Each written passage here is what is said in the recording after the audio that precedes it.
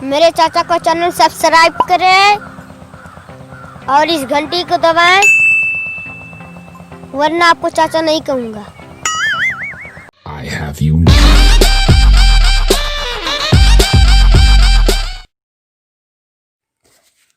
आई हो दादा ठंडी के महीना आ गइल बा और हमरे ठंडी लागत बा, लेकिन हमार पवन राजा अब इन तक 1 साल खरीद के ना दिए बाटा।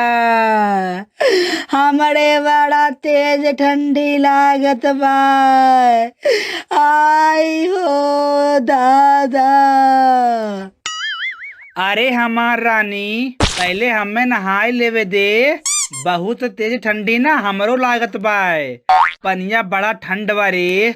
हरे कृष्णा हरे कृष्णा हरे कृष्णा हरे कृष्णा।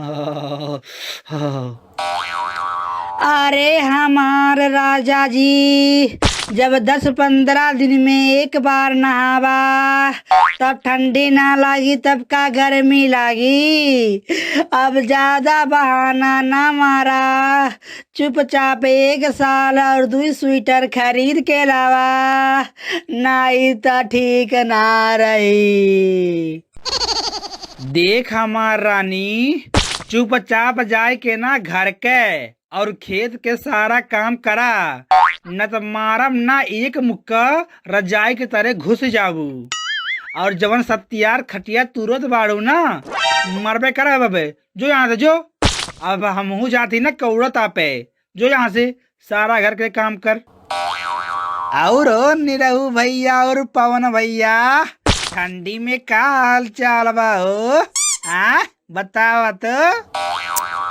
हमार हाल चाल ठीक बा खेसारी बाबू, लेकिन ठंडी बहुत लागत बा।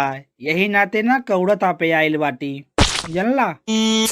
और तोहार का हाल चाल बा हो निरहू भैया? अरे खेसारी बाबू, हमरो हाल चाल एकदम मस्त बा, लेकिन लागत बा ना आसो के ठंडी में अपने गाँव में ना एको शादी नाई बा। लागत बा यहाँ साल रसगुल्ला खाए के नाई मिली। का बतावे? का हो निरहू भैया, काहे यस कात बाड़ा की अपने गांव में शादी नाई बाय? हम सुनली है कि जाड़ा में पवन भैया के सड़वाई नाइल बाटिन। कहाँ बाटिन पूछा भैया से। सही हो पवन बाबू, तुहार साली आइल बाटिन का जाड़ा में तुम्हारे घरे? हाँ हो निरहू भैया, हमार साली आइल बाटिन, लेकिन ओसे का होई? अरे पवन भैया, हमरे कहा के मतलब ना ई बा कि तुहार साली से ना हम शादी कर लेती और निरहुआ भैया के रसगुल्ला खाए के मिल जात, और हमें ना शादी में मेहरारू, तब जाड़ा में ना मजा ही मजा हो जाते भैया। का कहत बाड़ा हो पवन भैया? का हो हमार जीजा लोग के करे शादी के बाद चलत बा हो? तनिका हमू के बतावा हो। और एक तो ठंडी खत्म होत नहीं बा, स्वेटर पहन लो के बाद। हाँ नहीं ते। अरे हमारी साली जी, ठंडी ना स्वेटर से ना जाई, बल्कि ठंडी ना क्वार्टर यानी शराब से जाई। जनलू हमारी साली जी। अच्छा सुना खेसारी जी, तो आसे हम एक सवाल पूछी, ओकर जवाब दे देबा। बतावा ना हमारे खेसारी जीजा जी। काहे ना हो साली जी, पहले पूछा कवन सवाल हो? ठीक है जीजा जी, आप बताइए ऐसी कौन सी चीज है जिसके हाथ पैर नहीं है, फिर भी वह चढ़ती है और उतरती भी है? बताइए ना हमारे जीजा जी। अरे साली जी, इसका जवाब तो हमको पता है। इसका उत्तर है शराब। काहे कि एकरे हाथ पैर नहीं होला, लेकिन फिर भी चढ़बो करेला उतरबो करेला। जानलू हमार साली जी। मुआ। हे बाबू लोग, हमरो ठंडी लागत बा, तनिका हम होके कौरवा टपाए देते, बड़ा ते ठंडी लागत बा, हरे ठंडिया। अरे बुढ़ऊ बाबा, अब इन तू जियत बाड़ा। हम सुनली कि ठंडी में चूरा दही खाए के मिली, तू मर जाबा तब, लेकिन लागत बा बहिनो खाए के नाय मिली। इहो ठंडिया तू निपकाए देबू लागता।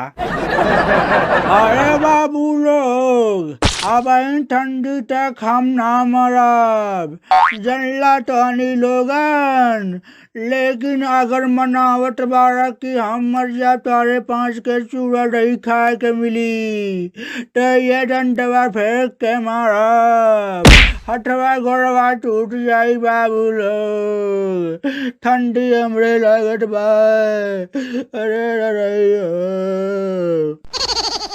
भैया लोग बाबा के बात छोड़ा और नीरव भैया तू बतावा, ऐसा कौन सा पेड़ है जिसपे हम चढ़ नहीं सकते? बतावा नीरव भैया, बताई दा तू आज। अरे का हो खेसारी बाबू, लड़कन हमारा सवाल हमसे पूछत बाड़ा। अरे एकर उत्तर है केला के पेड़ हुए जौने हमन के चढ़ नहीं सकीला, जनला बाबू। अच्छा हमारी रसीली साली जी, आप बताइए। देखा खेसारी जी, अब तू ज्यादा बोलत बाड़ा, अब बोलबा तो ठीक ना रही, काहे कि तू हमसे अंट संट सवाल पूछेला, अगर पूछबा तो ठीक ना रही। अरे बापू, लागत बस साले जी गरमा गई नहीं। अच्छा पवन भैया तू बतावा, ऐसा कौन सा चीज है जिसे पीटने पर लोगों को बहुत मजा आता है? बताइए ना पवन भैया, बताइए। अरे खेसारी बाबू, एक जवाब हमें पता रहल, लेकिन याद नहीं आवत बा। रुको। हाँ याद आई गए, एकर उत्तर हुए ढोलक। ढोलक पिटले में आदमी लोग के बड़ा मजा आवेला, जनला खेसारी बाबू। साली जी आखिरी सवाल का जवाब आप बता ही दीजिए। लड़कियों की ऐसी कौन सी चीज है जो हमेशा बढ़ती रहती है? बताइए हमारी साली जी, बताइए।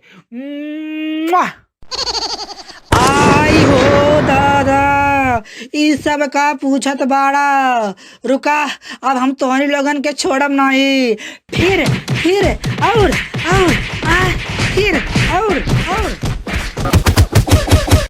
अगर यह वीडियो हमारा पसंद आया तो प्लीज़ इसको लाइक करें, शेयर करें और मेरे चैनल को सब्सक्राइब करें दोस्तों। और इस वीडियो को दोस्तों अपने दोस्तों के साथ ज़रूर शेयर करें दोस्तों, ताकि हम इस तरह का वीडियो और बनाएं दोस्तों। धन्यवाद।